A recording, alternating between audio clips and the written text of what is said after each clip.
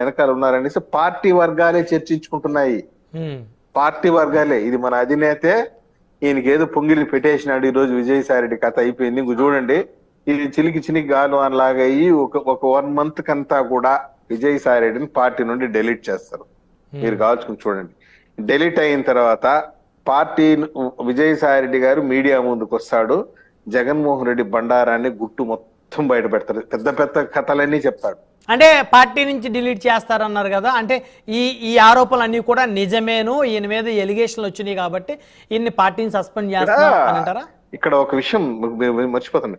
దీని వెనకాల ఆర్థిక లావాదేవీలు, ప్రాపర్టీస్, బినామీ ఆస్తుల పంపకం పైన గొడవ జరిగింది జగన్మోహన్ రెడ్డి గారికి, విజయసాయి రెడ్డి గారికి.